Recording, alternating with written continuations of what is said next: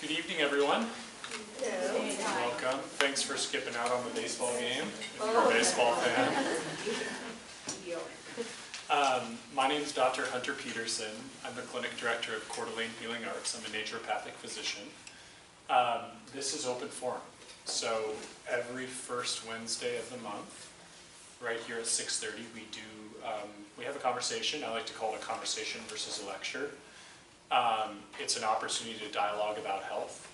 So I am here to answer any questions you may have about anything. I have prepared a topic to talk about, which many of you are aware of. We're going to talk about the microbiome today, and that will be the first section of our lecture. But usually what I like to do is start by opening the floor to generalized questions that anyone has. So we'll do that in just a second.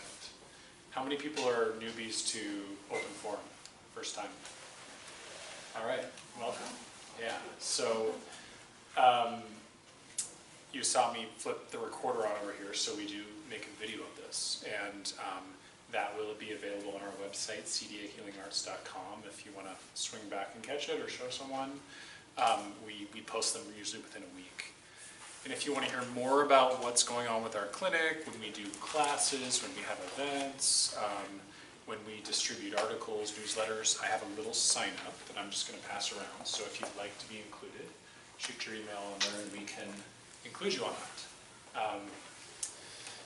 So before we get into the lecture topic, what questions are there? Gina? I'm curious about, you talked about sugar alcohols before, and Yeah. I'm curious about that effect in your body, and I don't know if it's applicable to the microbiome or not. Yeah. Okay. Yeah, that's good. And are you going to talk about bone broth? I can. I mean, what context would you like to learn about? I thought that bone broth had affected the microbiome too. Okay. Yeah, I can mention it.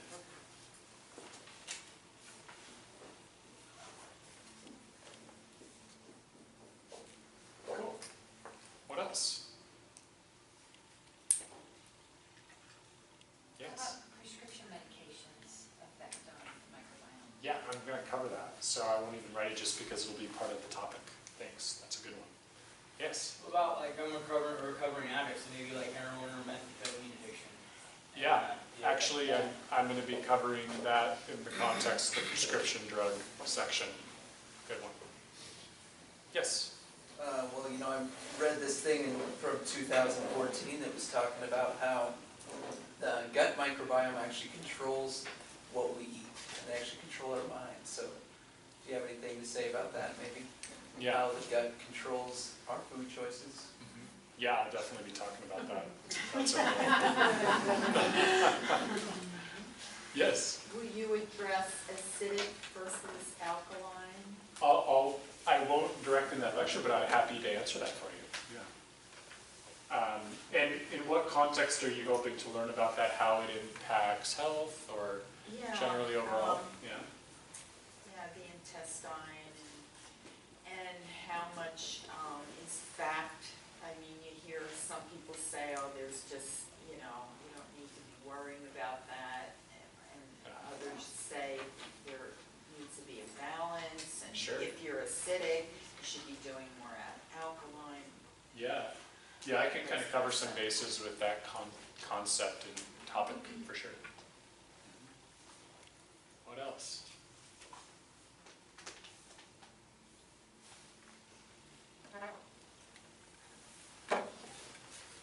Two things. You have one? Oh, no, I'm just going to some short list. I know. We've been having some short lists recently. Some of our regular question askers have been absent. Anything else?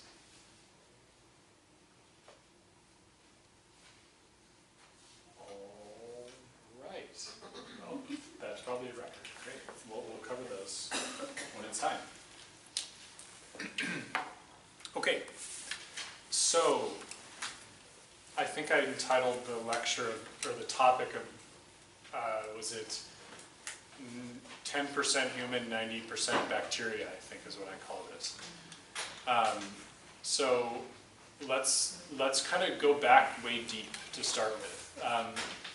I want to start actually kind of how the planet Earth evolved and where life on Earth came from.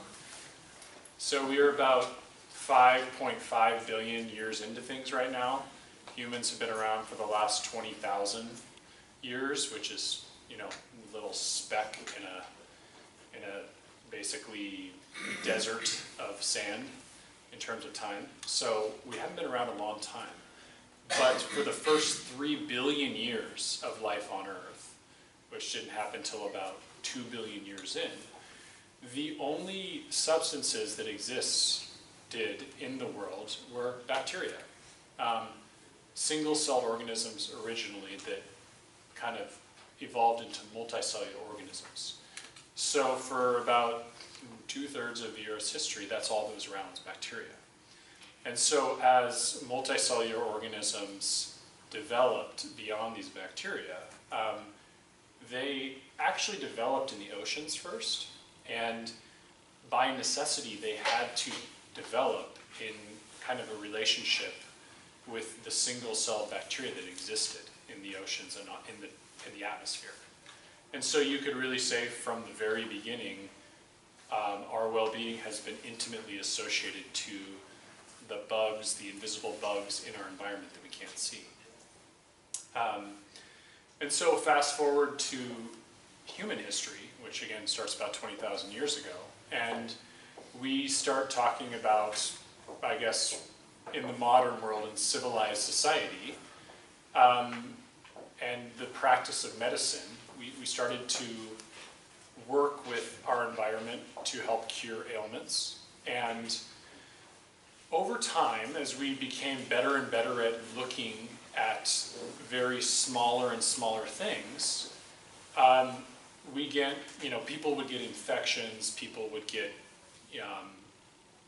basically life-threatening diarrhea or lung infections, tuberculosis, all these things. So we didn't have a label for them, so we called them pustular diseases and plagues and all these things. We didn't really know exactly what caused them. And it wasn't actually about until maybe 300 years ago or so that with the advent of microscopes and ways to really actually look at one-cell organisms, that we were able to discover the presence, the existence of microbes, of bacterium, that was able to be determined had a role in creating disease. And it's, everyone's probably heard of Louis Pasteur, pretty famous scientist. He developed something called, Could you please take up your tone just one, but I really am having a hard time and my husband can't hear you at all. Oh, okay. Just go a little bit louder, please, I'm sorry. Yeah, and there's a few seats closer up. I'm actually, yeah, I'm speaking pretty loudly, so if you two want to sit up here, you're welcome to. Thank you for switching places. Okay. Okay. So, Louis Pasteur developed this theory called, the Microbial Theory. And what that theory was is that he found in people with infections that indeed there was a microbe present, and the theory became microbes cause disease. And so from that dogma emerged what is modern medicine, which is that microbes cause disease, and in order to eradicate disease, we need to destroy the microbes.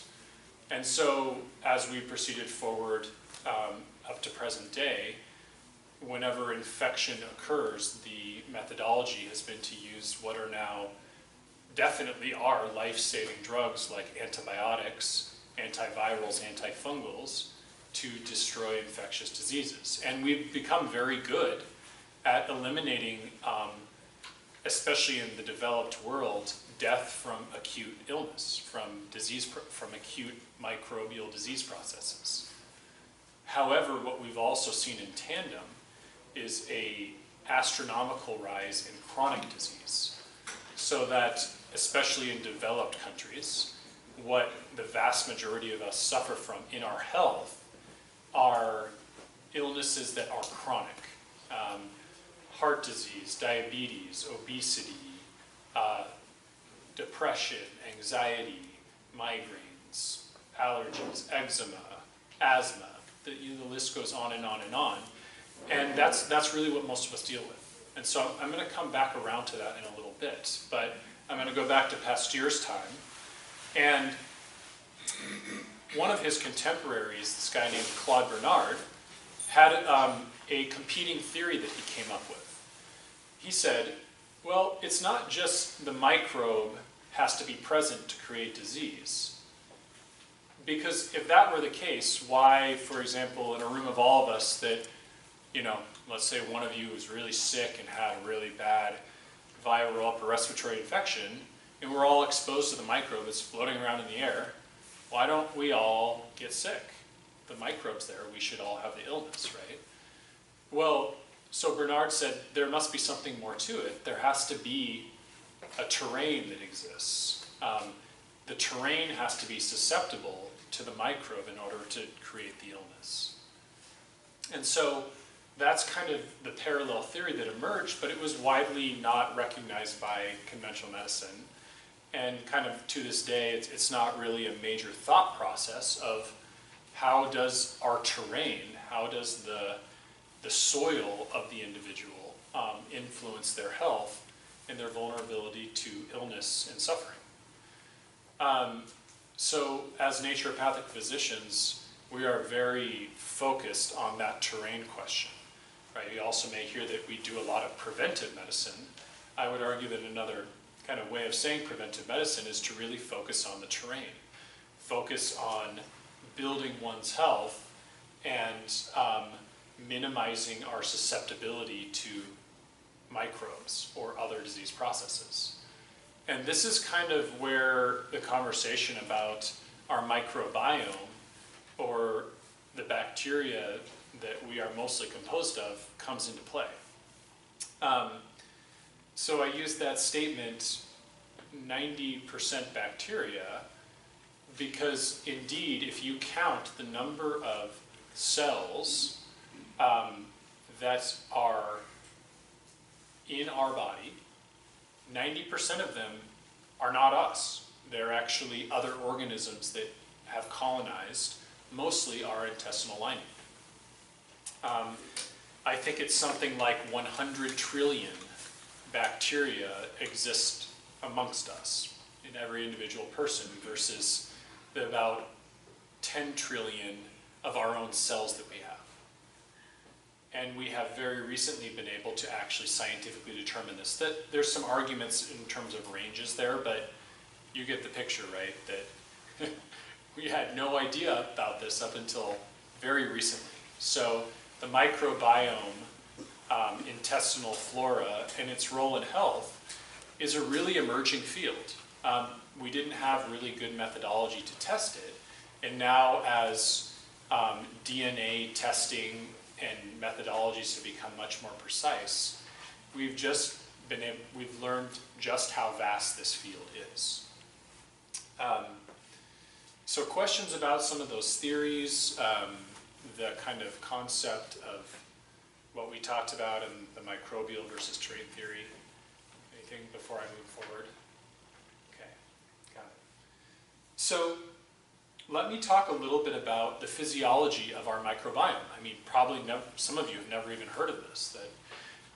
Our conventional wisdom up till really a couple of decades ago was that, the gut is basically a sterile place, and we eat our food, and we have digestive enzymes to break them down, and we absorb our food through the intestinal lining, and when we get rid of it out the other end, there's a little bit of bacteria in the colon, and that was kind of the extent of our knowledge.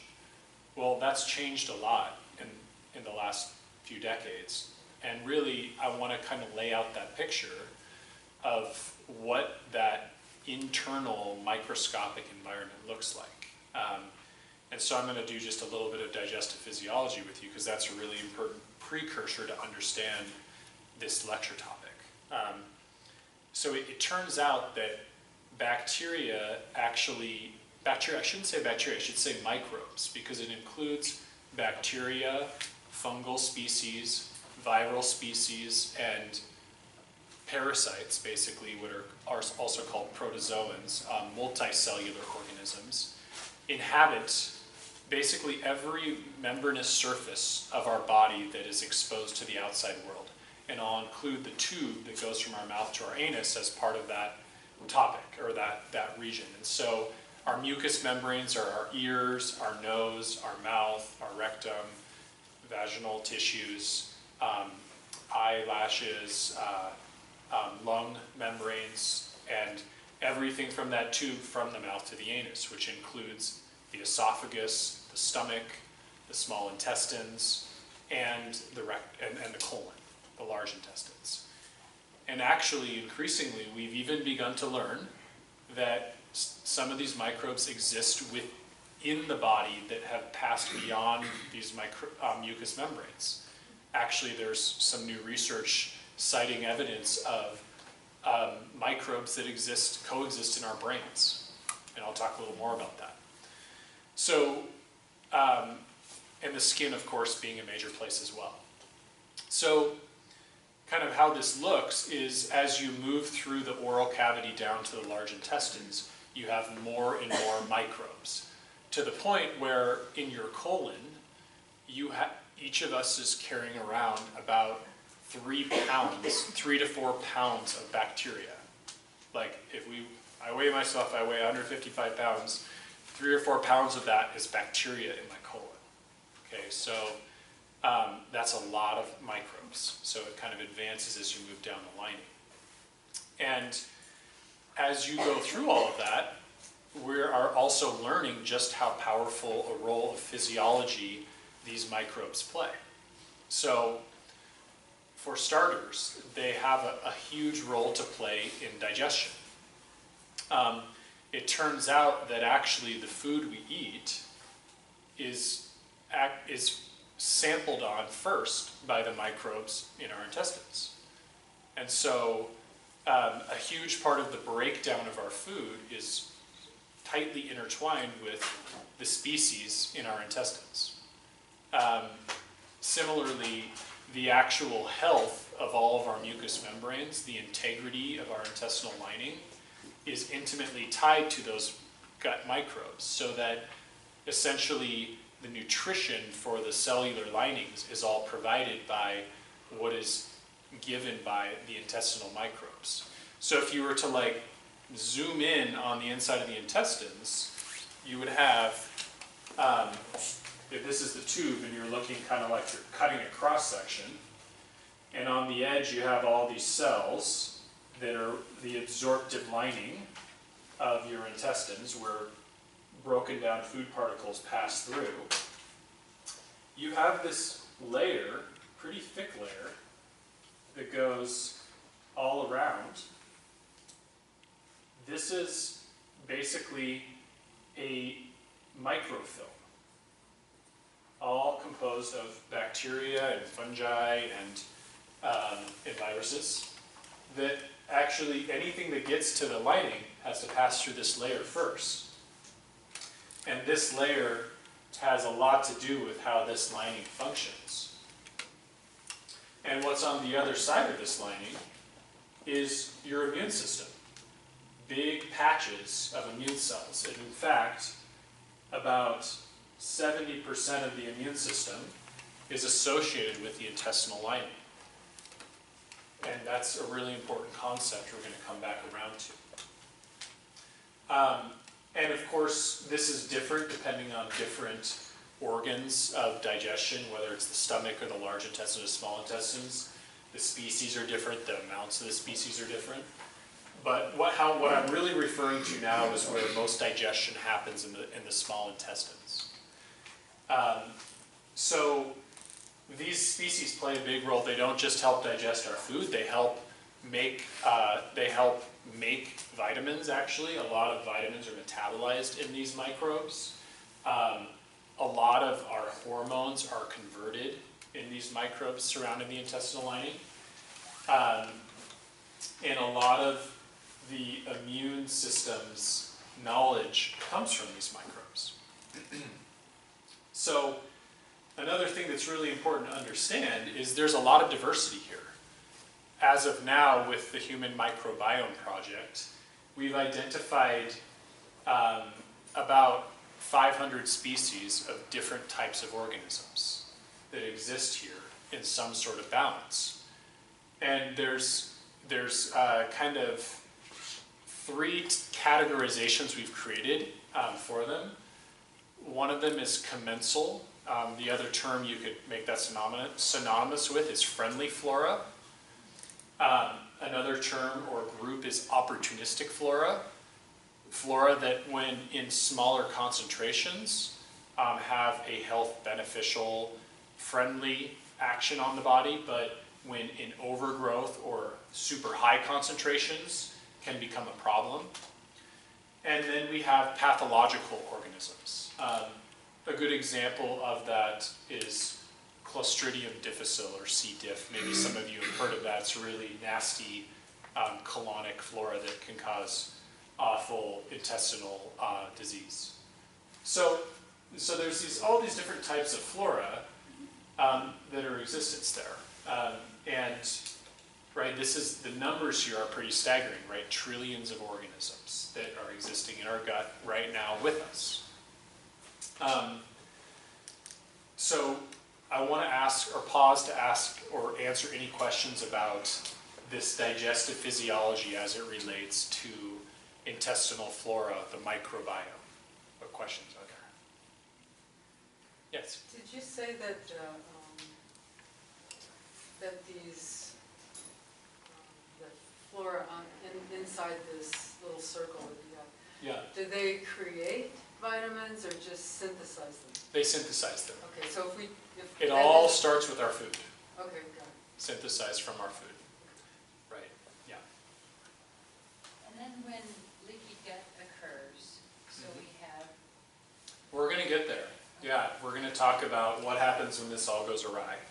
I'm just laying the foundation. First we talk about how it works normally, and then when it's messed up. So we'll get there, yeah. Yeah, and maybe this is something you'll cover later too. Yeah. The influx of probiotics. Yep, which is I'll get so it. big now. Yeah, I'll talk about probiotics. We're getting there. Yeah. Yes. colonics. I've never had one, but Mhm. it seems like this would really disrupt this process, so we cook. Yeah, I'll be mentioning colonics. That's an important thing to cover in relation to microbes. Yep. Okay. So oh yeah, in the back. are you going to talk at all about when you have to do the cleansing for a colonoscopy and how that upsets all that business? I'll talk about that in relation to colonics. It's a similar concept. So yeah. Yeah. Okay.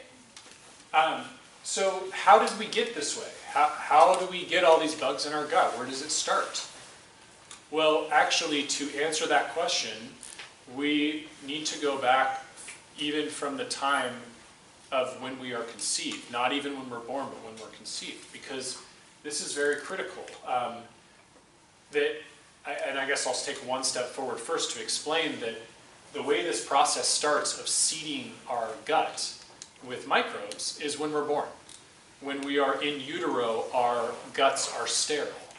But when we come out of the vaginal birth canal, from the second we come out of the womb, we have been inoculated with microbes. And the vaginal flora that exists in our mothers gets transmitted to us and begins the process of colonization. And so I say the story starts before we're born because what influences the mother's flora? Well, it's leading up to when the birth happens. And indeed, that has a major role to play in the colonization of the infant's or child's health and what their gut microbiome looks like. And we've been able to do studies now actually to see women exposed to antibiotics in utero or who have had major stress events or have had really poor diets end up having dramatically different vaginal flora than women who are, quote, healthy and have had balanced diets and have not had the illnesses, the antibiotics, etc. So that's an important distinguishing point there. It begins even before birth. Now, when we're born, we pass through the vaginal canal, as we said, and we are inoculated with this flora, which presumably are friendly species of flora, and that begins the process of setting up the microbiome.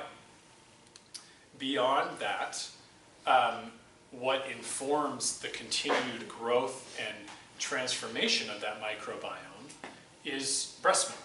Breast milk happens to be dramatically high in certain substrates that are fuel for our intestinal microbiome. And so a lot of the cultivation of that carpet of flora and the balance of that is driven by the consumption of breast milk. And then beyond that, when we wean off of breast milk, we start eating solid food. And that becomes the biggest informing force of our microbiome, which happens for most people around 6 months to 9 months. And so I talked about a few things there. So there's a few things that could go wrong in that process, right? Mom could have a real stressful pregnancy, eat really poorly, take a bunch of antibiotics. All right, we've set up the microbiome a little different from that baby when they go through the birth canal. C-section. About 1 in 4 children are being born C-section now in the United States, higher in some other developed countries. When you have a C-section, what that means is that you don't have a vaginal delivery, and you put an incision through the abdomen, and baby is pulled out through the abdomen, no exposure to mom's vaginal flora, and whatever's in the air or in the hospital, that's what inoculates the infant, and that's what sets them down the path, literally for the rest of their life. Okay, and then another thing that can go really wrong is, for various reasons, unable to breastfeed. So the microbiome that is informed by that breast milk is going to have a very different set of signals if you are given formula. And then beyond that, of course, we start to eat food, and obviously, or maybe not obviously to some, but yes, food has a major determining role of the balance of this microbiome, of the flora. And so there have been some very interesting studies done about asthma, about allergies, about intestinal issues, about eczema. And turns out we've actually been able to assess for children who were C-section, children who were vaginal delivery, children breastfed, children not. And sure enough, the ones with the C-sections and not breastfed have astronomically higher rates of all of these chronic disease processes. And we'll get into those disease processes in more detail, but I just want to really say this starts from the beginning, right? Literally, who we are now and our microbes now are informed way back from the beginning.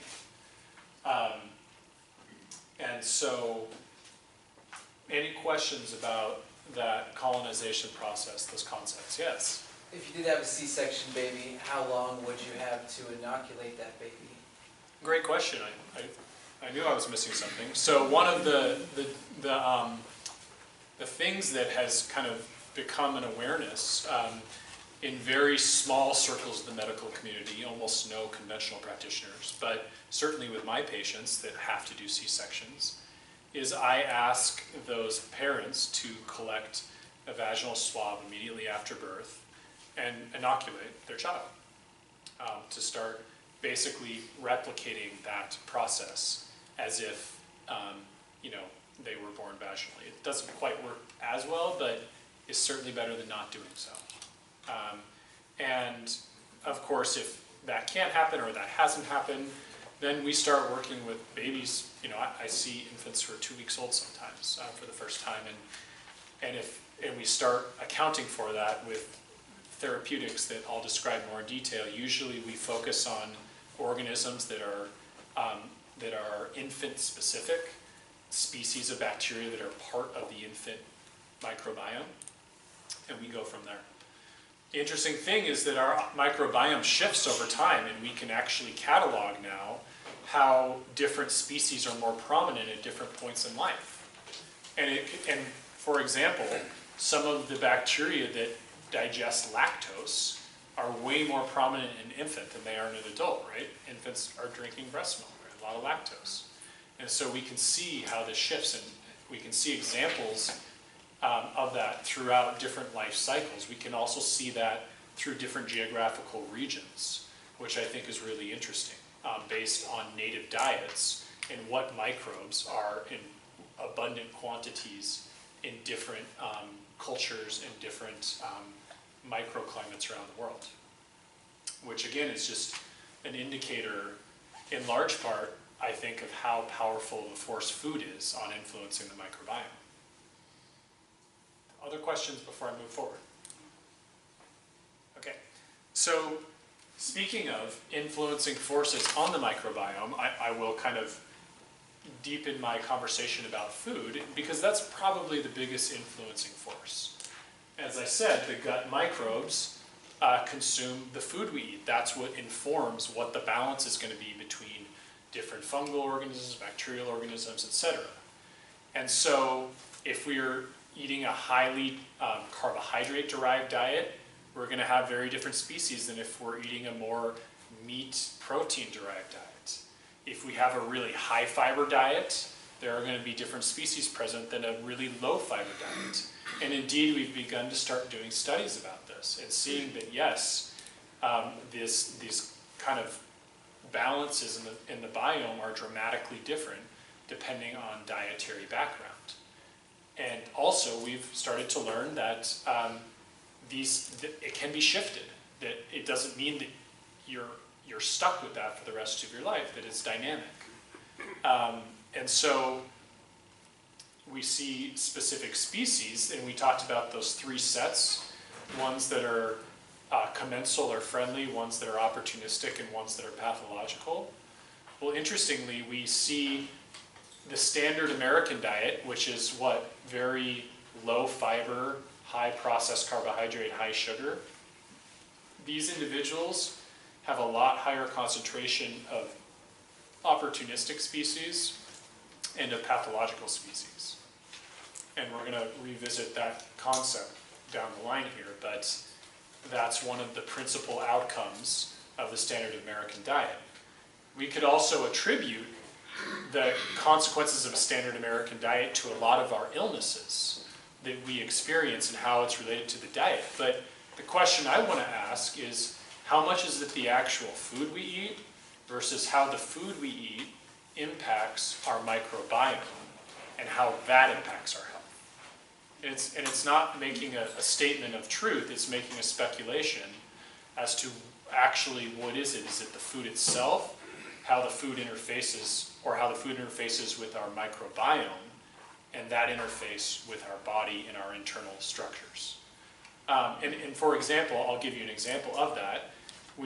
There have been studies on agouti mice where you put different sets of microbes to inoculate the microbiome or gut of one species as opposed to the other, and you feed them the same diet. Say you feed them a really high carbohydrate diet. One species gets obese, the other doesn't change. Well, you fed them the same food, what's the difference there? It's the microbe. That's actually what drove that process. And so we're only beginning to do this type of research, but I mean, you know, we're starting to make really clear attributions of how powerful these microbes are in informing different health outcomes. That's just one example related to how food and the microbiome work. So what else impacts it? We should mention environment. There's something these days called the hygiene hypothesis. Is anyone familiar with that? It's the concept that a lot of our modern disease processes, especially things like allergy, eczema, asthma, have to do with this concept that our more recent generations have been raised in hyper-sterile environments. And as a result, that has created a dysfunctional immune system that has become hyper-reactive and developing of these chronic disease processes. The rationale behind the hygiene piece is that, we learned 150 years ago that bad sanitation causes cholera outbreaks and mass death, and so we've become much more sterile, have better hygienic practices. But one could make the argument that we have overdone it, that we have taken that concept to the extreme. And as a result, you see mothers carrying around sterile wipes and trailing their child around the house, or hyper sanitizing every single thing that a child is exposed to, and not letting children play outside, making everything be covered with recently washed whatever, rather than how our ancestors grew up, which is, you know, we just walked around in the dirt all day. Well, the dirt is full of microbes, right? Microbes that happen to be part of what informs our body and our immune system and our microbiome. Our ancestors also didn't buy food out of a grocery store like this place. They yanked their food out of the ground. What came with the food they were eating? A bunch of bacteria, right? So we're inoculating our systems with bacteria from foods from the ground. We also ate a lot more fermented food historically too, as a way to preserve. So our environment, we could argue, has dramatically changed. We live in, you know, buildings, and we could go months at a time without touching the dirt if we wanted to, and a lot of people do. And children who we scold them for picking up things and sharing things around and slobbering on things or whatever, we think, oh no, we shouldn't do that. Well, one might argue actually we should, because of how big of a role it plays on informing the microbiome and what balances that system. Another area to mention as a global thing, which is epidemic in westernized kind of modern society, is stress. And I'll just briefly touch on this. I've done other open forum lectures on the role of stress and health, but right now I'm just going to address it as it relates to intestinal health. And to say that our process of digestion and what informs the relationship in the digestive tube has to do with the blood flow and the nerve supply to those tissues. And when we are in a state of stress, we do not supply blood flow and nerve supply to the intestinal lining or to the organs of digestion. So, you know, the concept was, again, ancestrally, we'd be running from a tiger or something. That's when we trigger our stress response, our fight or flight response. Nowadays, many of us are in a fight or flight mode all day long. We don't go out of it. And so we're chronically basically shutting down the organs of digestion and the blood supply and nerve flow to those tissues. And understandably, that is going to have an impact on our microbiome. That's going to influence the shape of that environment. So in that way, it is related, that influence. Questions? Okay. So then let's talk about modern medicine and some of the tools that we've used, which again, have saved lives, but inadvertently, unknowingly, have caused catastrophic damage to our vitality and balance of how our body operates. Antibiotics, right? I mean, that's the most obvious one, and I would add in antifungals in that same conversation. Antibiotics are something that, I mean, who in this room has never had an antibiotic? Okay, so everyone, I have, yeah. So when we are given or take an antibiotic to treat an ear infection, to treat a bronchitis, to treat a urinary tract infection, that antibiotic usually will knock down that super infection going on in that respective tissue. Unfortunately, we haven't taught antibiotics to target individual organisms. They act on structures that are universal to all bacteria. And as a consequence, whenever we take an antibiotic, we devastate our population of our microbiome in our intestinal lining. It's not like it all goes away, right? But it dramatically alters the composition of that microbiome. And as a consequence, when things rebalance themselves, we may have very different species taking on a dominant role in our microbiome. And so that has a profound impact on potential future health conditions. And indeed, I see this every day in the clinic, or very frequently, where a patient has taken a course of antibiotics and a new symptom emerges beyond that. A rash forms, kind of vaginitis forms, a sinus infection forms, a new intestinal symptom develops. And so in taking that antibiotic, if it was just designed to kill the microbe that was creating the ear infection, why would we see all these other things emerge? Well, it's because it's drastically altering our microbiome. And so in that context, I think I can count on my hand about a handful of times that I've actually prescribed antibiotics or asked a patient to go in and receive a course of antibiotics. And it's because of the longer term chronic consequences of antibiotic use. And I have been very confident in the tools at my disposal to find that, except in the most extreme circumstances, we do not need antibiotics. And indeed, antibiotics cause more harm than good the vast majority of the time, especially in the developed world, where we have much greater access to resources. So antibiotics are a big deal, and that's certainly a major source of distorted microbiome. I would also add in the class of drugs steroids. People have heard of prednisone, cortisone. Steroids have an ability to suppress the immune system. And in doing so, they have basically the ability, the immune system, as I said, is in this very intricate relationship with our microbiome. And so if you wipe back the immune system, you're also going to reformulate the kind of balance of the microbiome. Particularly, you're going to really amplify some of those pathological species, which the immune system is very vigilant about keeping out of flourishing in our system.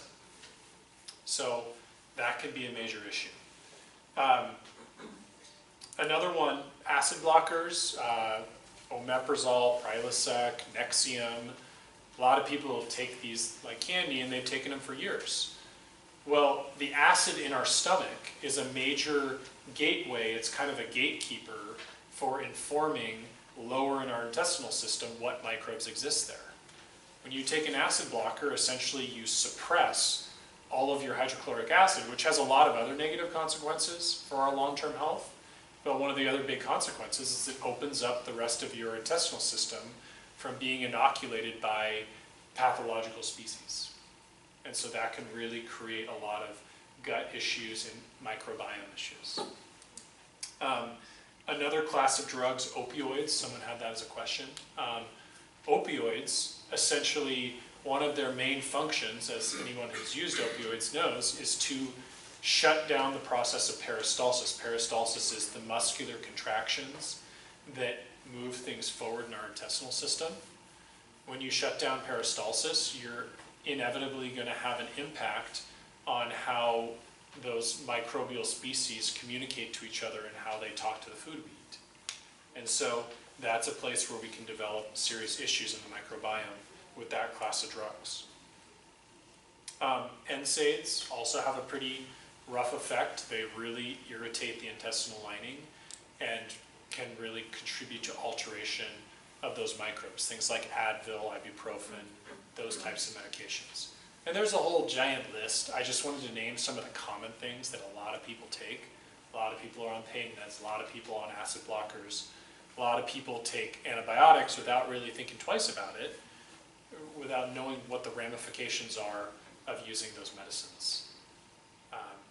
Questions? Yeah. Yeah, you also mentioned antifungals. Yep, antifungals too. Yep. I had to go around with candidas, but the antifungals were very helpful. And Yes. the American diet being full of sugar and things that Yes. those funguses, I Yeah. found that as a positive. Yeah, absolutely. And when I get into therapeutics, I'm going to mention the role of antimicrobials in addressing the microbiome, and natural antifungals certainly as well. So I'll spend a little time chatting about that. Okay. What other questions about that part of the topic? Anybody? Okay. So I kind of want to now dive into the actual processes, the chronic disease processes that affect mostly the Western developed world, and how our microbiome is tied into them. And I think to go into that, we need to talk about the relationship between the immune system, the intestinal lining, and our microbiome. Because that relationship there has everything to do with the manifestation of these disease processes. So within our immune system, essentially how our immune system gathers its intelligence, gathers its decisions of how to treat things as either friendly or unfriendly, this microbiome plays a massive role in that. It has a massive role in informing our immune cells what to tell us when we are exposed to things in our environment. And so there's a type of cell type called Tregs, and the regulatory T cells, basically. And the regulatory T cells are either activated or suppressed depending on which microbes they're exposed to. So let's take a disease process and kind of illustrate this out to its point. Let's talk about allergies. The types of microbes in our gut essentially inform our regulatory cells about what is friendly and what is unfriendly. And so allergies, we could argue, is the body reacting to a benign substance. Pollens in the air, grasses, pets, right? Seasonal allergies or overt allergies. And we get things like runny noses, itchy eyes, shortness of breath. So what's happening here is our immune system has been essentially revved up because of the signals it's receiving from our microbiome that are essentially telling it to be reactive to things that are not hostile, that are friendly. And so that's an instance where to treat the seasonal allergies, we don't just give antihistamines, we don't give Claritin, we actually go into the gut and address why the immune cells are so hyperreactive and what's informing that hyperreactivity. Questions about that concept? I'm having trouble understanding the regulatory T cells' role there.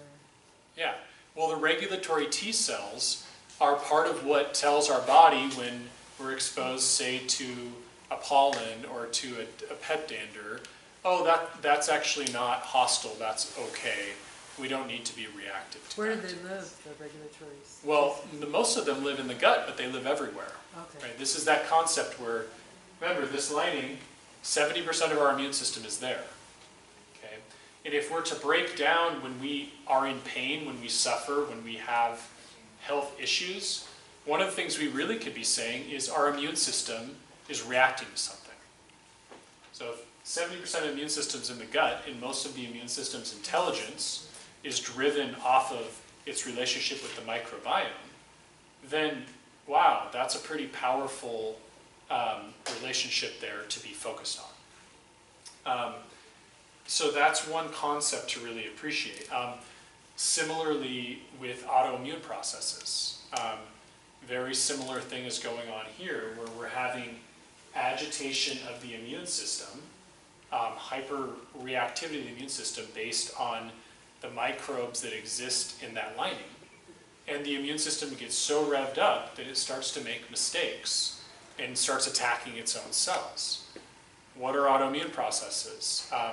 Psoriasis, multiple sclerosis, Crohn's disease, ulcerative colitis, Hashimoto's hypothyroid, lupus, what are some other ones? Mixed connective tissue disease, lichen sclerosis. I mean, big terms. Everyone probably knows someone who has these conditions. I think a lot of those conditions begin in the gut and begin with this amplified signaling reactivity of the immune system. Okay. A lot of gut diseases, intestinal diseases, are related to this microbiome. That's kind of obvious, right? So what happens is, we talked about how the microbes feed the intestinal lining.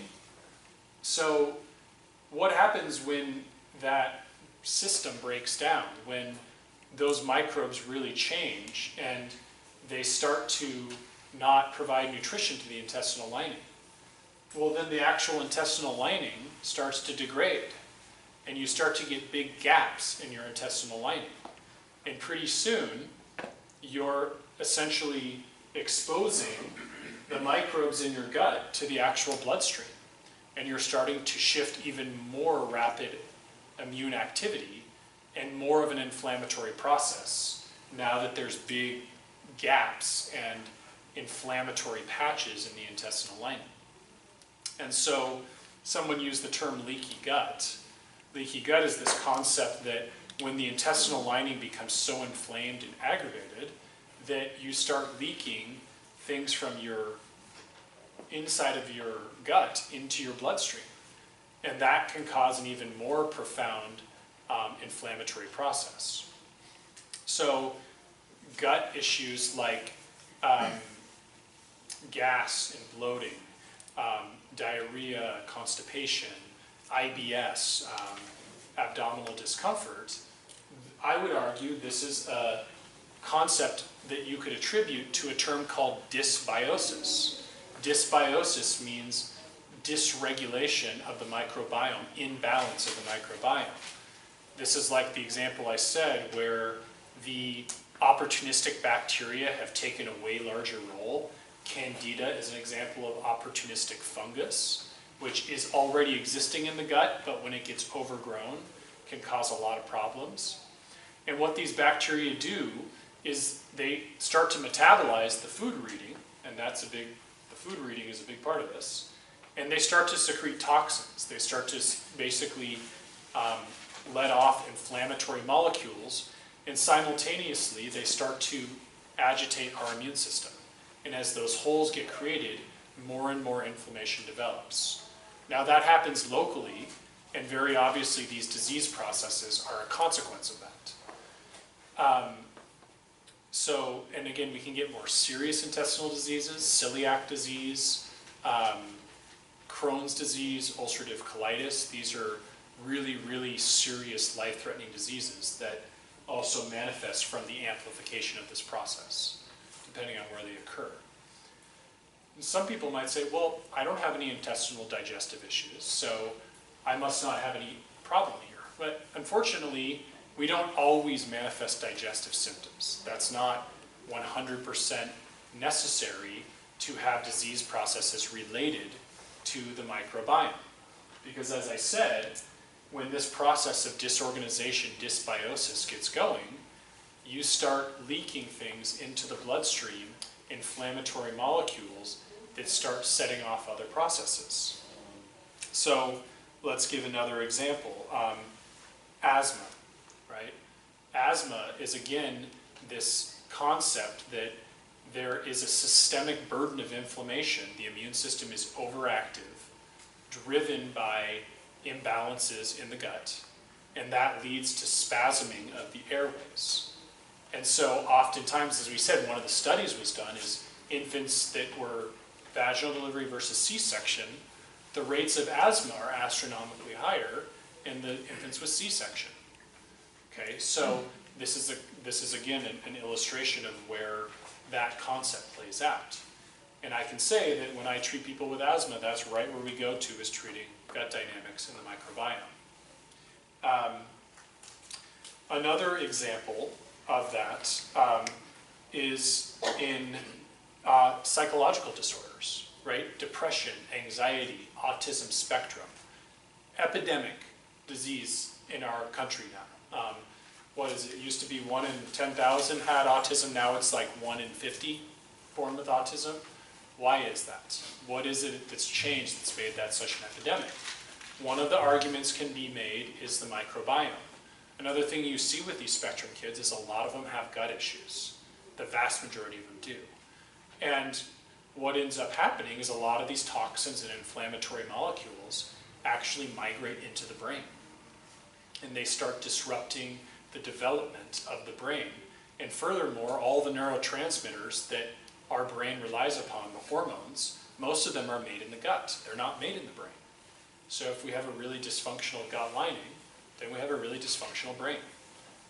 So we can say that a lot of those spectrum disorders have a major component having to do with that issue. And similarly, with depression and anxiety, we notice hugely that in fact, working with the gut has a really major impact on the outcomes of those psychological disease processes. And I think a lot of the mediation there is through the gut flora via what we're eating and how healthy the intestinal lining is, how leaky that gut lining is. Questions about any of those processes so far? Okay.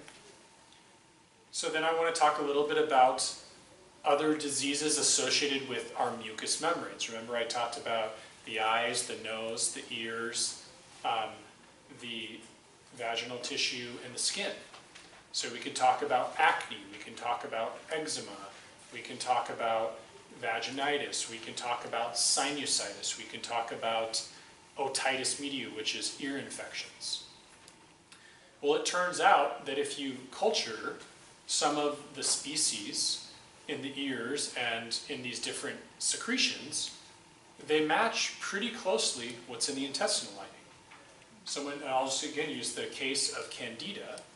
When we find that someone has a fungal sinus infection, very likely if we go test their gut, we do a stool test, we're going to find an overgrowth of Candida there. So, you know, of course in Western medicine it's, oh, we'll take the antifungal, you know, kill the Candida out of the nose, or take the antibiotic, wipe out the bacteria that's causing the ear infection. But again, what we're also doing is dramatically altering the gut flora. So I would argue an alternative way to treat those things is to focus most prominently on the gut flora, and by altering the gut flora, that's going to inform all of these other mucous membranes. Right? We talked about that also with pregnant women. What informs their vaginal flora is what they're eating, and how first that informs their gut flora. So similarly with things on the skin, acne, right? What causes acne? Bacteria that is basically clogging up our pores and causing pustular infections, mini infections all over our skin. What informs the microbes on our skin is, again, the microbes in our gut. So in treating people with acne, I'm not giving them topical things to suppress the bacteria on their skin. And some doctors will actually give oral things. Some doctors will even give chemotherapeutic agents to treat acne. I don't feel like that's doing no harm first. I sense that what we really need to do is understand why the bacteria are so out of balance, right? We're supposed to have bacteria on our skin, we all do. But when we have the really pathological or opportunistic ones way out of balance, that's when we develop skin issues like acne. So we go to the gut to start to change that balance, right? It's the terrain theory. The infection can't be there if the terrain is not susceptible to it. Questions about that part of the topic? Okay, you guys are quiet tonight. It's okay. We're getting to some of the punchlines. We talked a little bit about metabolic syndrome, but we talked in the context of obesity, right? Turns out that obese individuals have very different flora from thin ones. So again, one could say, well, is that because of what you eat, or is that because of your bacteria, or is it both? Or is it what the bacteria is doing with the food you eat? Clearly, both probably play a role. But nevertheless, influencing the flora is going to influence these metabolic processes like diabetes, obesity, heart disease, fatty liver disease. There's been real nice associations in studies drawn between gut flora and health of the liver. These are disease processes that are huge. They affect literally over 100 million out of 350 million Americans. And our gut microbiome plays a big role in that. I think via the food we eat, for sure. But nevertheless, it's a big player there. I wanted to just briefly mention thyroid disease. A lot of people have thyroid issues. It's pretty epidemic in modern society. A big thing to remember is that the conversion of thyroid hormone, about 30% of your hormone conversion happens in the gut via our gut flora. It converts thyroid hormone T4 into thyroid hormone T3. So a lot of people with really distorted gut dynamics don't do that conversion efficiently. So that's to name a few disease processes, and the list could go on and on and on. I just wanted to highlight some of the big chronic illnesses that impact our society and some of the ways in which distorted microbiome play a role. And again, it's via the derangement, most of the time, of our immune system and the essentially overwhelm of the toxic byproduct of those pathological and opportunistic species that have become out of bounds. If I was to summarize it in kind of one statement. So, then I think finally to the good part. All right, maybe some of you are suspecting, maybe I have some microbiome issues. Maybe my microbiome, my flora is a little bit in dysbiosis, it's out of balance. What do I do about that? Well, I think the starting point is always food, right? Because what informs that microbiome? What do those bacteria and microbes metabolize? The food we eat. And different species metabolize different foods. Different species thrive on different foods. And so what has dramatically changed in our modern society, more than anything, is the consumption of processed carbohydrate. What is processed carbohydrate? Sweetened beverages, alcohol, sugar, grains that have been refined via bread, pastas, crackers, bagels, chips, anything that comes in a wrapper or in a bag or a package is probably processed to some degree. And one of the big things that happens in processing is we strip all the fiber out of it. So we basically, the fiber isn't the part that tastes good, and so that all gets dumped in the process of refining a food. It turns out that the thing that those colonic flora, the microbes in our gut, utilize the most to stay healthy and in balance is fiber. And so when we eat all this processed food, all this sugar, all these breads, et cetera, which compose about 70+% of the typical American diet, then we are basically dramatically emphasizing certain species of bacteria that really take advantage of that situation. And a lot of those are these opportunistic species. Someone mentioned Candida, but there's also a lot of different bacterial species that are opportunistic, that go crazy and love that intake. And so, as opposed to high fiber foods. Now, grains can have a lot of fiber. They still have carbs in them, but they can be very fibrous. So whole grains like quinoa and brown rice and steel-cut oats, millet are an example of whole grains. They contain all of the fiber with them. Beans are a really good example of a food that has really high fiber. Ideally not beans from a can, but beans that are taken from dry and cooked. The biggest example of fibrous foods are vegetables. I'm not talking about corn and potato as much. Those are kind of like starchy grains, although they still have plenty of fiber in them when they're not processed.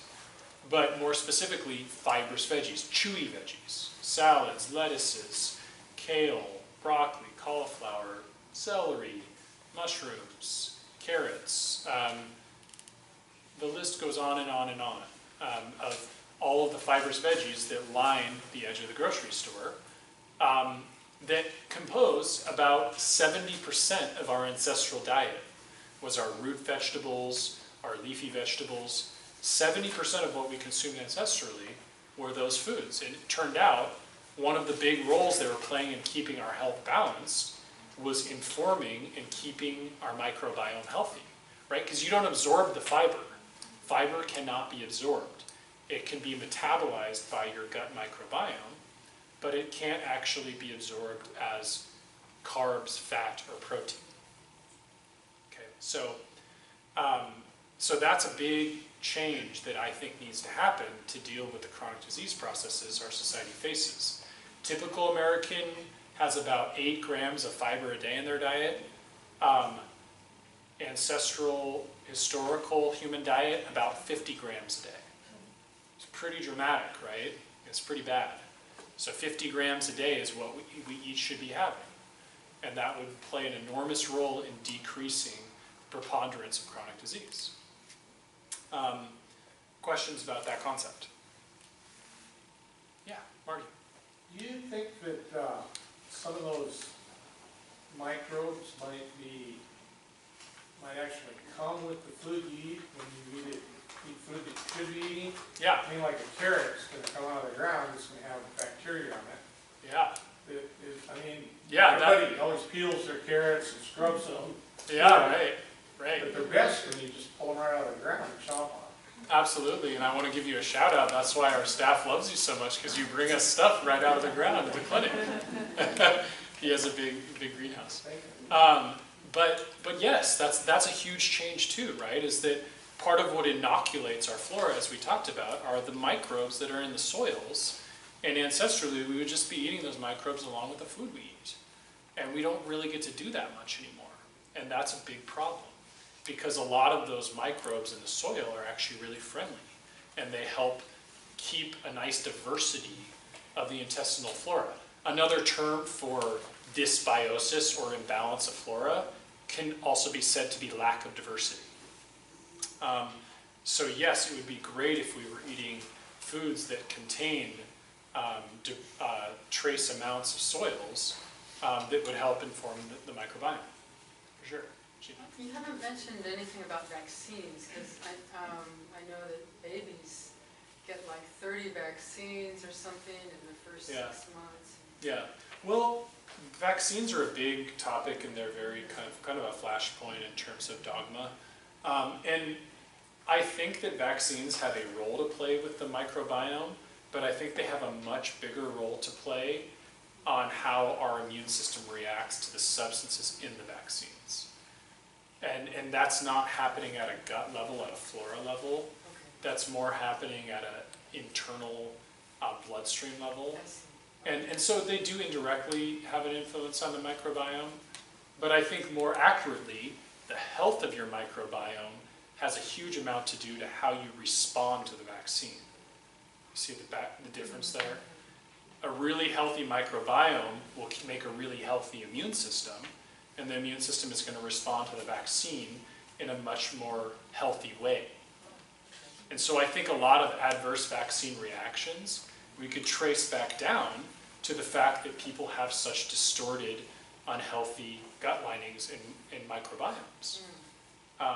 And that being a vulnerable, unhealthy immune system is a trigger for adverse vaccine reactions. And the fact that we get so many, there's a lot more opportunities for that. Yeah. And the other substances in vaccines as well. Well, that's what I mean. Nothing to do with the vaccination. That's what I'm talking about, yeah. The substances in the immunization and how our immune system responds to it, and et cetera. Yeah, Marty?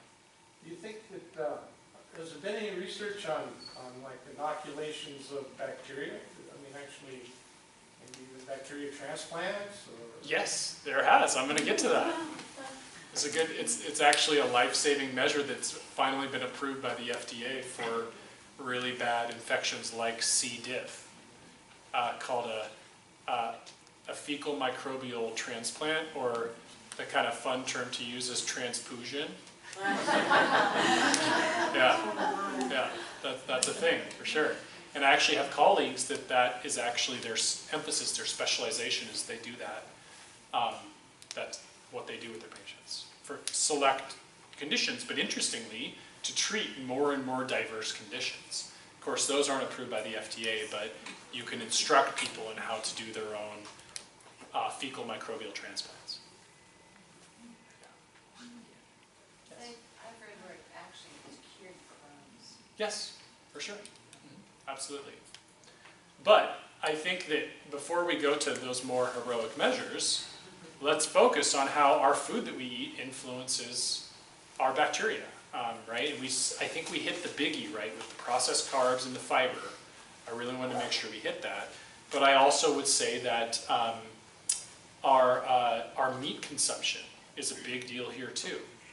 And we can look at cultures that are agrarian, more vegetarian versus really high meat consumers, and they have a dramatically different microbiome. And a lot of the species with the meat consumers lead to higher risks of different disease processes, arthritis, some autoimmune diseases that are very much associated with the microbes in much higher frequency with meat consumption. And I'm not saying meat consumption is bad, but the typical American eats like 6 or 7 ounces of meat a day. And which maybe that sounds like, well, that's not that much, but compared to our ancestral diet, where it was like, you know, we might find meat once every few weeks or a month, like foraging, or it's very, very different than what we come from. And so a lot of meat can putrefy and really amplify species that aren't very friendly. And I could say the same thing about cow dairy. Cow dairy is definitely something that I personally feel, you know, we should kind of drink the milk of our own species for the most part, and that's mother's milk. So we have a lot of dairy too, and we actually have done research studies to show that some of the microbiome, the species that really get amplified with a lot of dairy consumption, are opportunistic and pathological ones. So those are very generalized concepts, but I wanted to mention them. How I treat dysbiosis is first and foremost, front and center, working with the diet, working with food as medicine. And I think there's another layer to really consider here. It's not that I tell everyone to do the same thing. I really like to personalize the care based on the symptoms, but also one's genetics. And this kind of dives into the realm of we have different foods, each of us individually, that we are sensitive to. That goes beyond just the microbiome, but what actual enzymes we have and how our immune system treats different foods. And blood type is something that I find to be a very good starting point to understand that more deeply.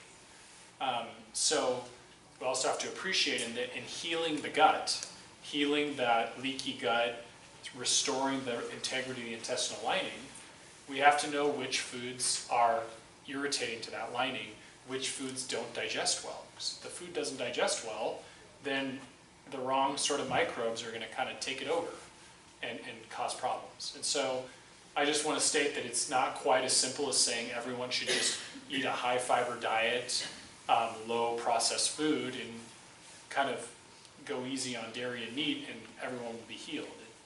It ends up being a much more personalized conversation with each patient based on what they're presenting with and what needs to be influenced most dramatically.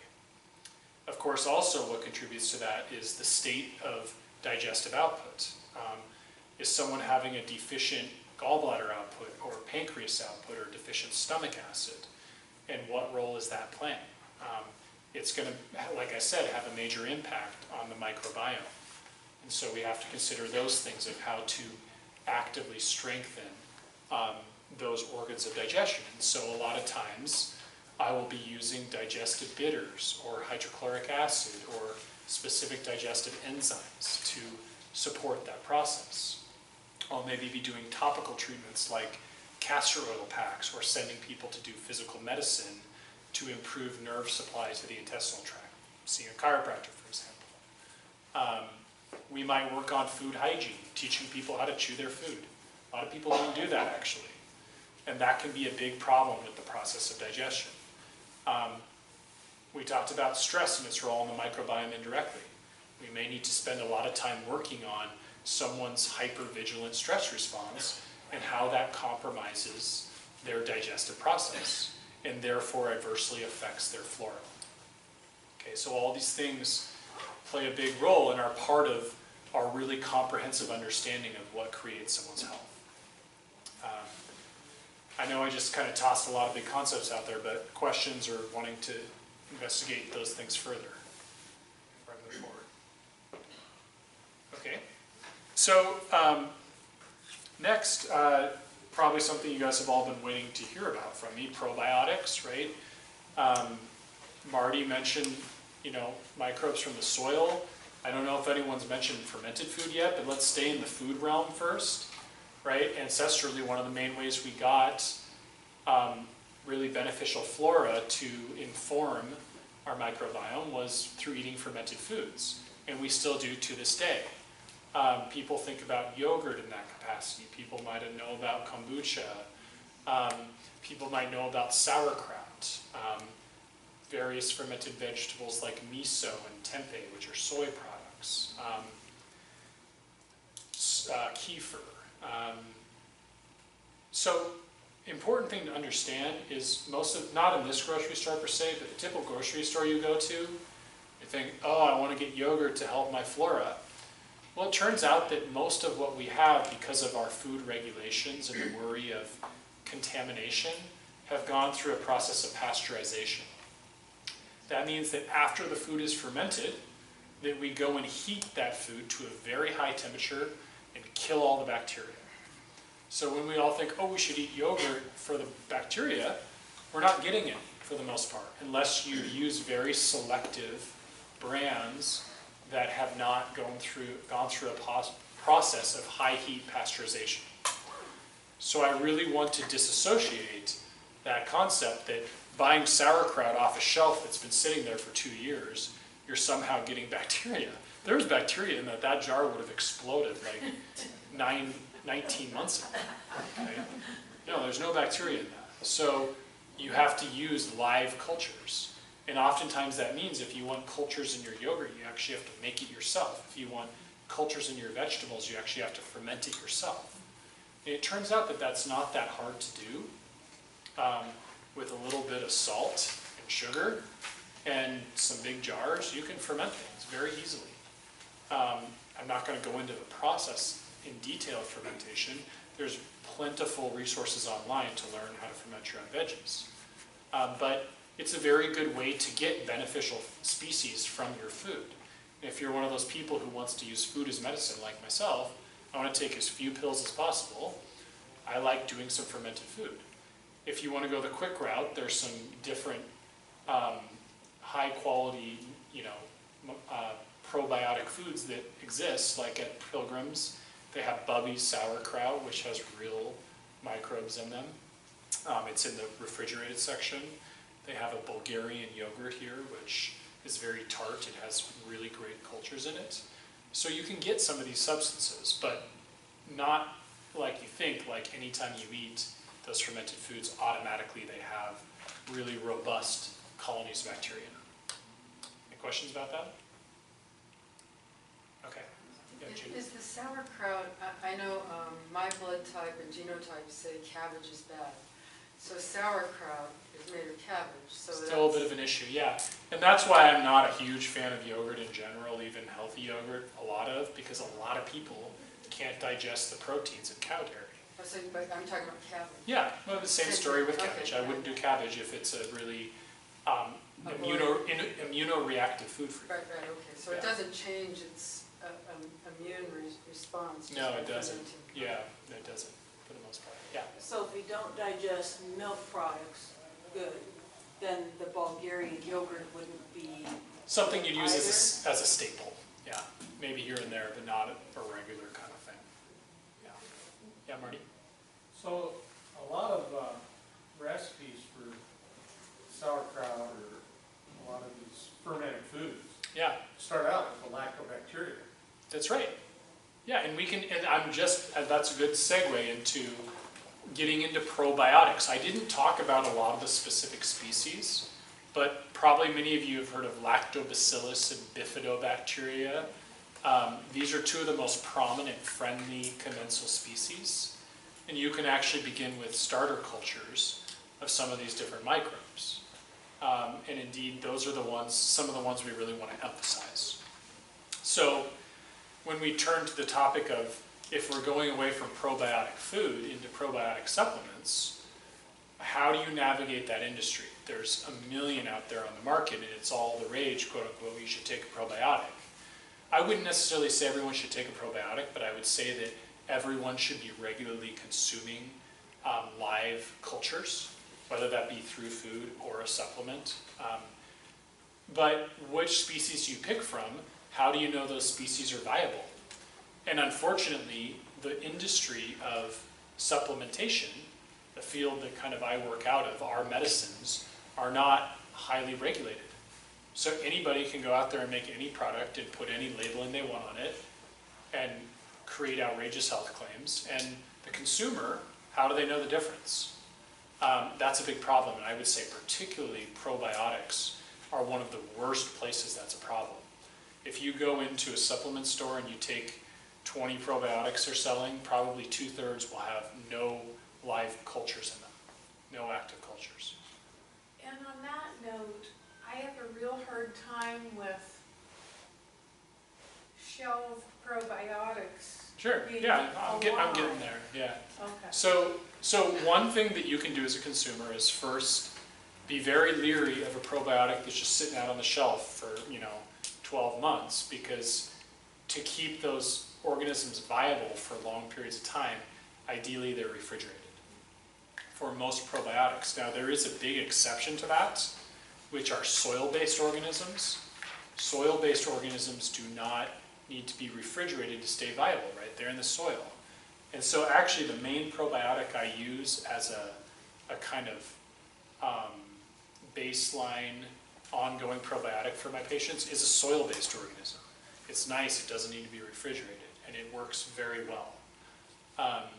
But for the most part, really high strength, high potency probiotics, they need to be refrigerated. So that's something you really want to look for. I would also argue when you look at the label, you want to make sure there's a diversity of at least 10 strains of probiotics in it, and that they contain both bifido and lactobacillus as part of the strains. And then beyond that, colony count, colony forming units. How many do you need for it to be a viable supplement-based probiotic? And I would argue a baseline would be no less than 20 billion colony forming units. And then it'll say on the label, but again, you have to first distinguish a good brand versus not. And it's kind of going to be too exhaustive for me to go through every brand that someone might use and say whether or not that's a good one. I do a lot of my own research in that realm. I spend a lot of time understanding the industry and calling the companies, getting certificates of analysis, learning about the research they've done with their probiotics, many of which haven't done the research, but some of the higher quality companies do. And so, this is part of the reason why some people who are really health-minded establish care at our clinic, is they want someone who has trained in this as their job to help them differentiate what am I just throwing my money away for and what is actually viable. I mean, a good rule of thumb is that if it's more expensive, it's probably a better product, like anything in life, but that's not absolutely true either. So this concept of probiotics, and then when do you take them? I think we copy nature, right? You take them with food. Historically, we've got our probiotics with our food, so we take them with food, is my approach to it. Do you need to take it several times a day? Probably not. It depends on what you're treating. If I'm treating someone with a severe case of gastroenteritis and debilitating diarrhea, I'm probably going to give probiotics more frequently. Or if they have a digestive disease. But for most people, we probably do well with daily dosing. The number of units might change. Someone with a serious chronic disease process, I might want more than the 20 billion organisms. It just kind of depends, again, on the individual circumstance. But as a baseline, those concepts generally apply that I gave you. Okay, what questions are there about probiotics? Is there a brand you recommend? The brand I recommend? The one that I use with a lot of patients is called Prescripticist.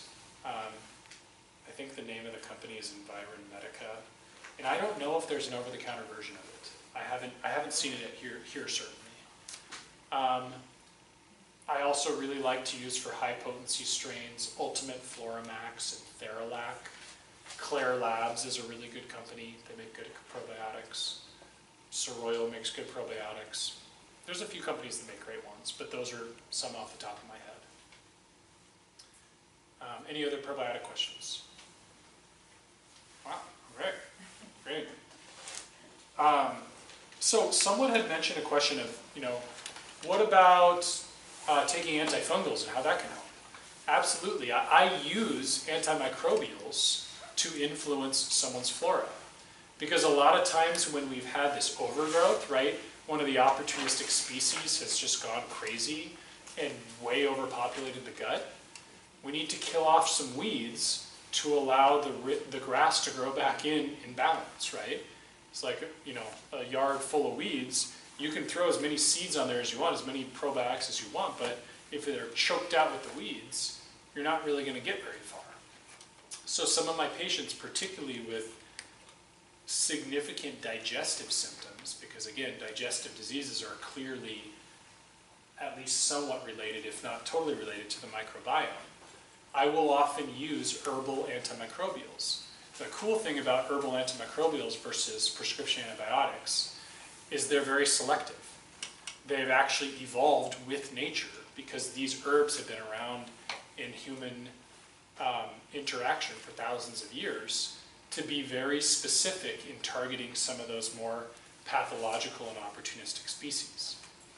So some of those herbs, some examples of that are golden seal, garlic, oregano, cinnamon is another really big one, wormwood,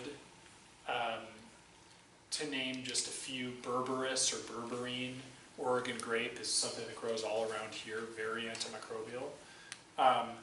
And these can treat like really serious things like sinusitis and ear infections and pneumonia. I mean, I use them for all sorts of applications, but we can use specific medical preparation that is highly concentrated, the antimicrobial aspects, to treat intestinal imbalances, dysbiosis. And I do that pretty often. Oftentimes it is followed by using a real high potency probiotic to reorient the species, and it's always done in conjunction with the dietary approaches, always, right? The diet is always the most important part.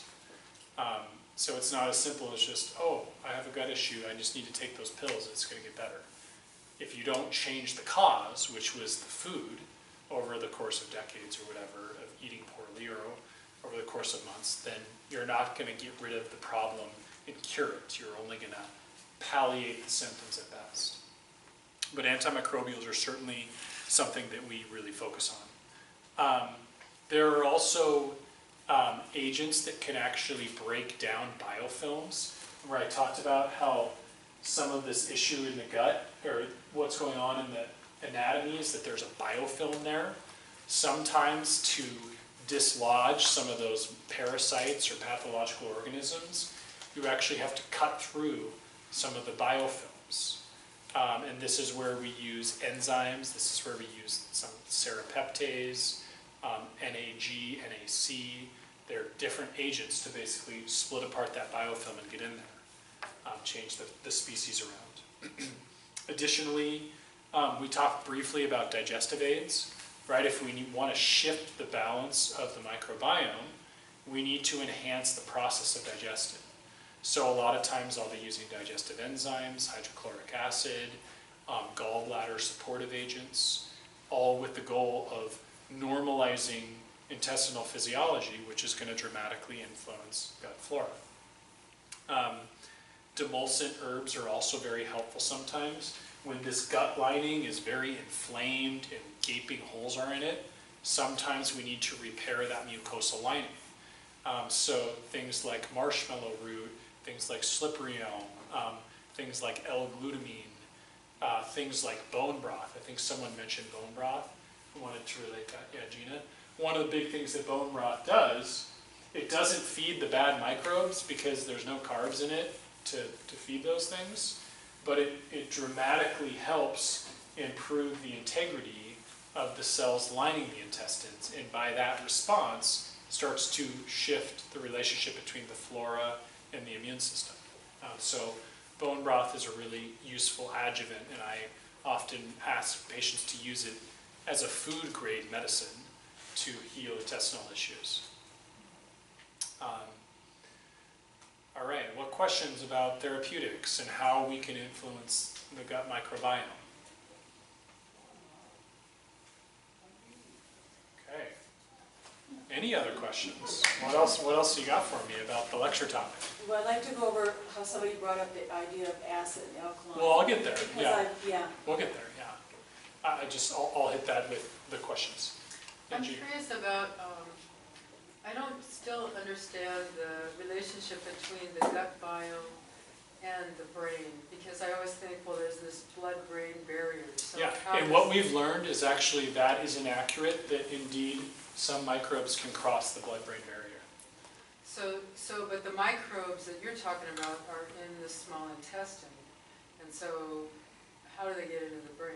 Mm-hmm. Right, because there is some, unlike our, kind of current modern medical understanding, there is some movement of the intestinal microbes into the bloodstream too. And so in that sense, we're able to see that very, very trace amounts of microbes exist in other tissues in the body.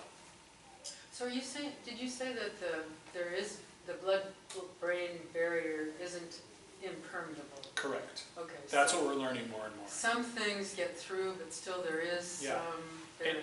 And more what the brain issues have to do with, autism spectrum, depression, anxiety. It has to do with the inflammatory byproducts that get into the bloodstream that impact the brain. And it has to do with the sabotaging of the production of neurotransmitters and hormones that happen in the gut related to the microbes. That's where we make most of the units that inform how our brain fires. And the inflammation that is derived from the gut negatively impacts the brain tremendously in these kiddos or people with these chronic mental diseases. Yeah. Marty? So, you're talking about microbes, do yeasts or molds or fungus, do they play a role in that? Yeah. As well? Of course, yeah. And are a positive role or at all? Or well, actually, that's interesting. One of my favorite probiotics to use is a fungus. It's a yeast species called Saccharomyces boulardii.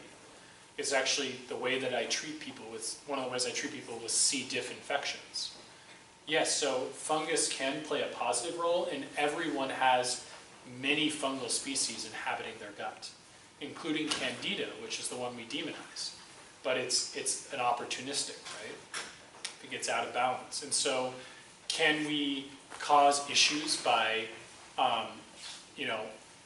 inhaling or eating a lot of fungal things? For sure. I treat a lot of patients with major fungal derived suffering, and I think it has to do with a chronic fungal exposure. But I think the reason they're susceptible to it is because there's a lot of dysbiosis.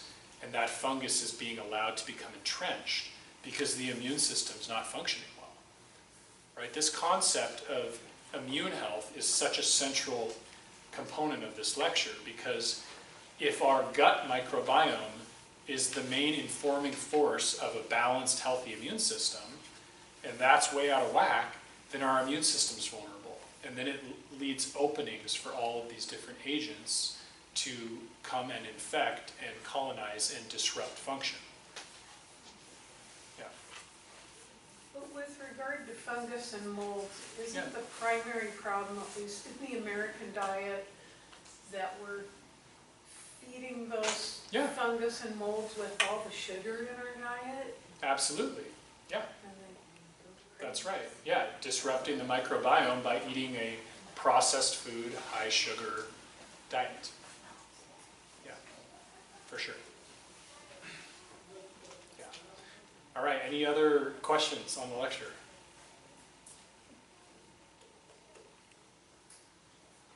Okay, wow, you guys have been such a Very studious audience. I appreciate actually making it through by 8 o'clock. That's a first, I think. And we don't have many questions to go over. So let me just tackle them real quick, and we'll go from there. Sugar alcohols in the microbiome. Sugar alcohols are things like xylitol, erythritol. There's a couple of others, sorbitol.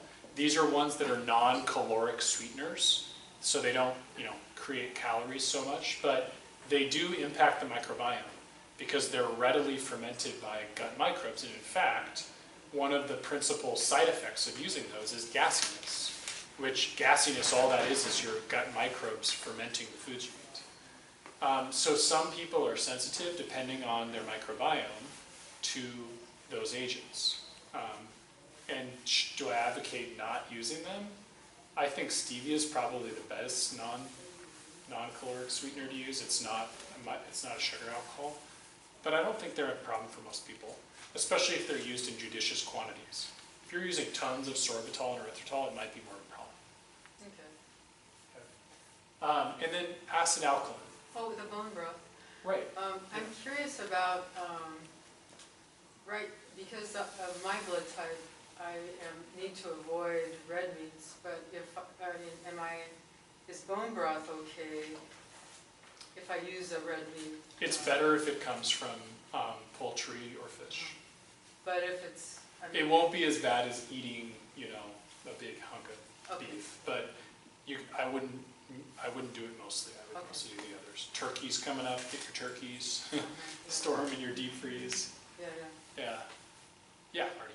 So are there any studies on using this knowledge, this microbial knowledge, for example, to solve, say, cholesterol problems? Emerging, starting to emerge, yeah. I mean, it's an exploding field. It's really cool. It's kind of like us naturopaths, we're doing this forever, and finally, the science is catching up to it. But yeah, it's definitely up and coming.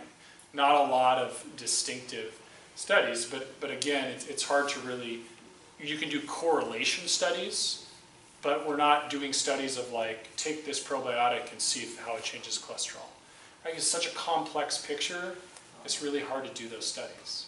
But absolutely, it's emerging in the observational studies where we're seeing these people with heart disease versus these people that don't, microbial communities, what's different, and starting to catalog and understand that. And there's a human microbiome project. I didn't talk about this part, thanks for mentioning. If you want to know what's going on with your microbiome, there's ways to test that now. You can do stool samples. You can actually do stool samples that even do one step better, that will use DNA probes to amplify out the different species existing in your gut. There are limitations to this, but still it can be a very valuable adjunctive. In cases where clinically we don't get very far and I'm a little bit stumped and our therapeutics don't respond really quickly, sometimes I'll do stool testing and see what kind of microbes show up and what kind of work we have to do. I don't find I need to use that modality very often, but it is an option. Conventional doctors have the ability to do it too, but most of the labs they use aren't very sensitive, and so they don't pick up a lot. They miss a lot of parasites, they miss a lot of bacteria, and they don't report the balance of the bacteria, which many of the more specialized labs I work with will actually look at 4+ of lactobacillus, 2+ of Klebsiella, which is an opportunistic organism. So it'll actually tell us what organisms and what balance they're in. So that's another kind of cool thing that exists nowadays.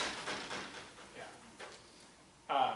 Okay, so last thing, acid alkaline. The question was, what does that have to do with health? What, do you pay much stock to that? And I would say that acid alkaline, it is a valid thing. What we're talking about is the foods we consume, the breakdown products of those foods. Do they make our tissues have a more acid pH or a more alkaline pH? And the kind of wisdom around health circles is we want to try to make our blood more alkaline, which is a higher pH.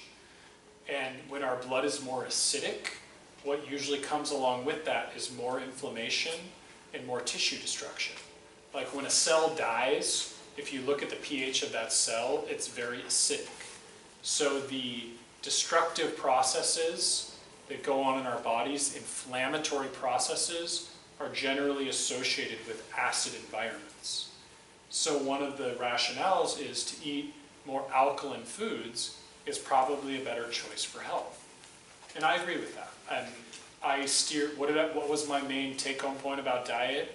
Eat fibrous vegetables. The most alkaline foods that exist are fibrous vegetables. They're all incredibly alkaline. The most acid foods that exist are meat, particularly red meat, and dairy. Okay, so, and if we do research just generalized about health conditions in those foods, we know that people who eat a lot of that don't live as long and have more chronic health issues. I know that's a correlative comparison. It's not, you know, a gold standard evidence, but nevertheless, I think that that's really true. Now, most fruit leans more on the alkaline side as well, especially citrus like lemon and lime, very alkaline, which is interesting because you think, oh, lemon's really acidic. Its breakdown product is very alkaline. Grain is kind of neutral, but it depends on the grain. Wheat is very acidic, whereas quinoa and millet are pretty neutral. Corn is pretty acidic, so corn and potatoes are a little exception. So, you know, that's generally how I break down acid alkaline and how I think about it. Yeah. I've read a little bit about them suggesting to take cider vinegar. Yeah. And actually drinking that cider vinegar, I don't know, like a teaspoon. Makes you more alkaline. Is that really something you? I don't, yeah. I'm not a big proponent of the kind of folkloric use of apple cider vinegar. I use digestive bitters if I want to get the same effect. With regard to dairy, I have heard that goat's milk is the closest Yeah, to and human. when I have my patients consume dairy, I really steer them towards goat and sheep related, which is much more friendly to the human digestive tract. Okay. Are you more fond of goat-based yogurt as Yeah. opposed to? Yeah, overall, yeah. And is it easy to find, to purchase? Not really. It's Health easy to food make. stores. Yeah, health You food can stores. get raw goat's milk now. Yeah, and you can make it from a starter, for And sure. sheep fed or organic sheep fed is available at Costco. Yeah, you can get sheep feta. Yeah, that's in a brine. What about the water that people are drinking that's super alkaline? You know, you can get this. Yeah, I'm machine. not a fan of alkaline water because what that does is it actually deacidifies the stomach. And the stomach needs to be really acid. So I do not recommend alkaline water typically for that issue. Okay, well thanks everyone. I'm going to hang around for questions and if someone wants to meet me, I'll be here. I really appreciate you all coming. If you want to learn more about our clinic, we have some handouts. Check out our website and thanks for being here tonight.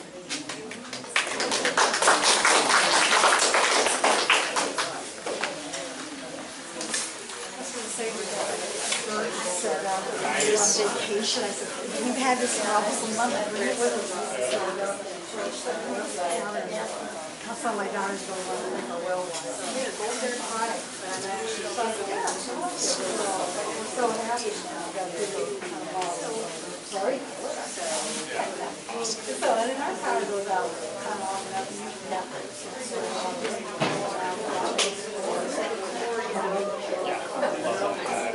If I step in front of that, I'm on the camera. No, it's off. It runs out in like an hour and 20